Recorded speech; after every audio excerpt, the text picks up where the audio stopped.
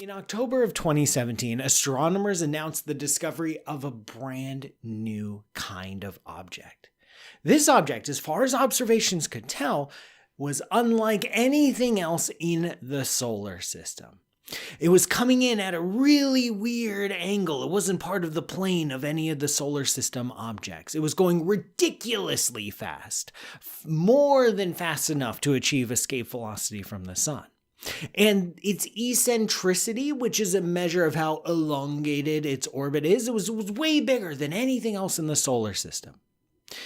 We had identified our first interstellar visitor.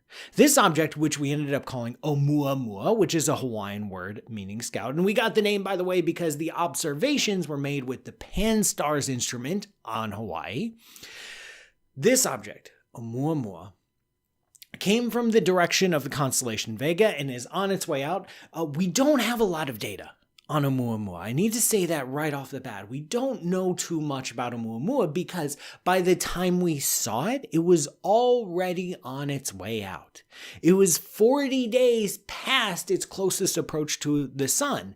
And just a couple months later, it was too faint to be observed with even our largest ground-based telescope. So we don't have a lot of data about this object, but what we do have points to it being absolutely fascinating.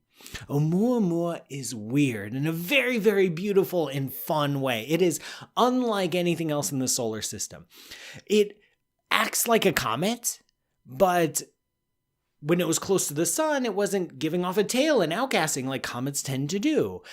So maybe it's more like an asteroid. Oh, but it's coated in like a red dust, which is very typical of distant bodies in interstellar space or in the outskirts of the solar system. So that's cool. And also we notice over time that its brightness would dip and go bright in a very regular way. And our best guess for that is that Oumuamua is elongated. It's not very big. It's like a few hundred feet long. But we think it might be like cigar shaped and it's tumbling. And so sometimes we see it full face on, and sometimes we just see the pointy end. And so we get these very interesting variations in brightness.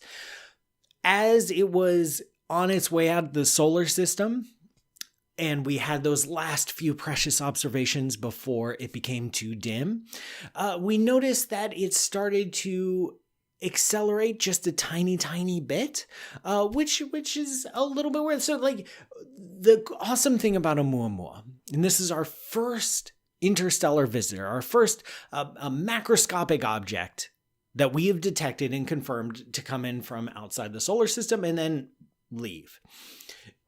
It's totally unlike anything we've ever seen before. And how cool is that? How cool is that?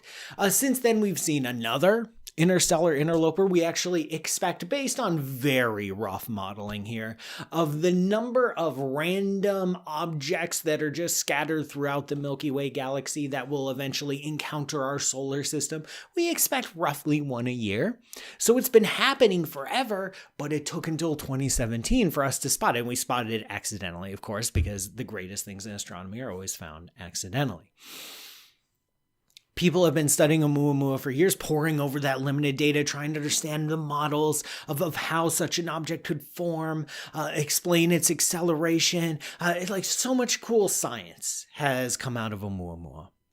But in 2018, Harvard astronomer Dr. Avi Loeb proposed something radical.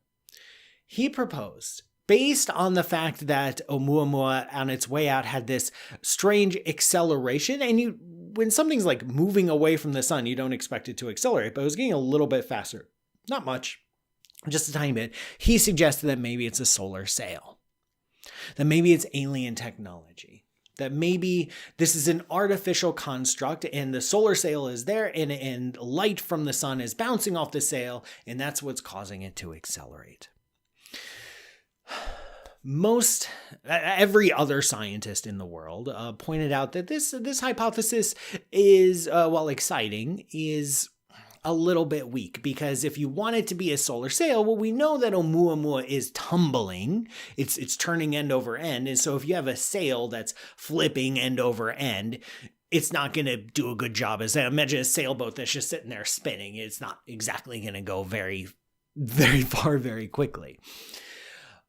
In response, Dr. Loeb listed some mysteries of Oumuamua, and Oumuamua is full of mysteries. We do not fully understand all of Oumuamua. By the way, our best explanation for the acceleration is that it is outgassing, that there are materials and pockets of volatiles like ices that are releasing.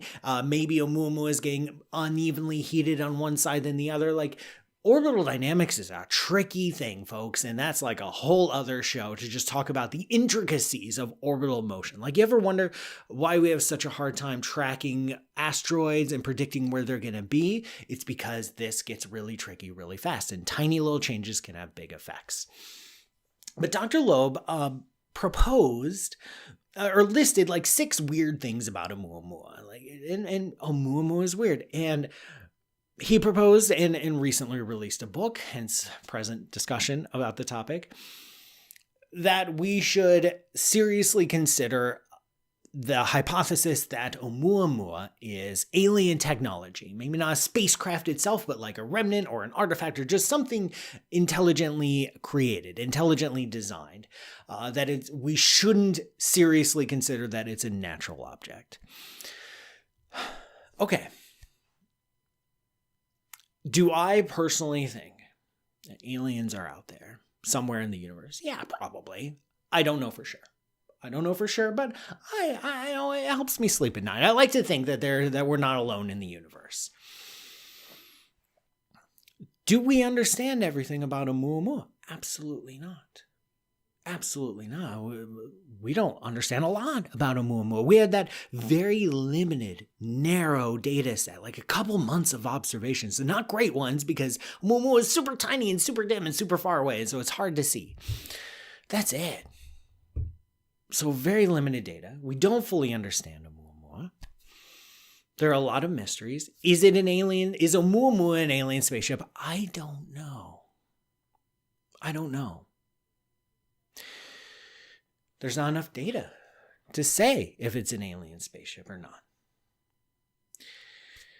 But what's come out over the past few weeks, as Dr. Loeb has promoted his book and this discussion has reinvigorated, are claims that science is mainstream science. Dr. Loeb is the only astronomer who believes that this is an alien spacecraft or wants to take this hypothesis seriously. Astronomers around the world who have been studying Oumuamua for years, do not consider it as a piece of alien technology. They consider it as a natural object and are studying it as such. He claims that there is a bias against aliens, that we are hostile to the concept of aliens, that if we don't really know what Oumuamua is, because we don't have enough data to say what it is, and there's all these mysteries, all these things we can't explain, then it is incumbent upon us as scientists to at least entertain the hypothesis of aliens. I hope I'm representing Dr. Loeb's arguments fairly. My response to that is that science is not hostile to the concept of aliens. Science is not hostile to the concept of aliens. Science is hostile to bad ideas. Is Oumuamua an piece of alien technology? We don't know. Is the hypothesis, could Oumuamua be a piece of alien technology? Maybe. Is the hypothesis that Oumuamua is a piece of alien technology a good scientific hypothesis? That is a different question. This is different. One question is, what is Oumuamua? And the other question is, what is a good hypothesis? And in science, we like hypotheses that are simple, straightforward, testable, explanatory. Think of like the germ theory of disease or evolution, natural selection, general relativity. These are actually relatively simple, straightforward concepts that have massively powerful explanatory power. Can explain all sorts of things, and you can test them. You can tell if they're right or wrong. That's what makes a good scientific hypothesis. Oumuamua as a piece of alien technology is not a good hypothesis because aliens can do whatever you want the aliens to do. Because they're intelligent, they're creative, they have access to however many resources you need them to have access to. They have as much energy as you need them to have. They can do anything your imagination wants them to do. So when we encounter something like Oumuamua and it's full of mysteries and we do not fully understand it, it's very easy to fill in those gaps with aliens. Say, this anomalous acceleration, well, it's because it's a solar sail. It's not really tumbling, it's actually configured differently. It's made of some exotic material. Or just an alien hypothesis allows you to explain anything. Anything. Folks, our universe is full of mysteries. Our universe is full of things we don't understand. We don't fully understand how the sun's corona is so hot. We don't understand the accelerated expansion of the universe. We don't understand fully how supernova go off. Now, we are trying to provide in science natural explanations for those, and we're not turning to aliens. We don't say that aliens make the sun hot. We don't say that aliens cause the accelerated expansion of the universe. We don't say that aliens trigger supernova. Why should we say that aliens caused Oumuamua? Why are aliens rejected in all those scenarios, but then suddenly become a strong hypothesis for Oumuamua? The answer is it's not a strong hypothesis. Aliens can do whatever you want them to do. And then Dr. Loeb has frequently said, it's a hypothesis. Prove me wrong. Like, how do you know it's not aliens? And the answer is, I don't know if it's not aliens or not. But I do know what a good hypothesis is. And a hypothesis that is based on limited data, the only data that we will ever get about Oumuamua, and is designed, whether it's aliens or high-dimensional string theory or angels, like whatever you want to put to create a solution to all the mysteries for Oumuamua, if that's all the data we ever have, it's impossible to disprove because that's all the data we ever have. And the hypothesis was specifically constructed and was flexible and broad enough to be able to explain all of the observations, all the mysteries. So it's impossible to prove wrong. And a hypothesis that is impossible to prove wrong is not a good scientific hypothesis. Again, I'm going to repeat.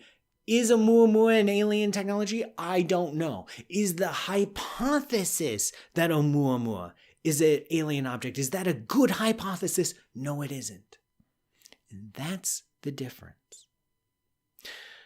I sincerely believe, folks, that if aliens were to visit us or encounter us or we were to see some signal, it would be so manifestly obvious that we wouldn't even need the scientific method in order to understand it.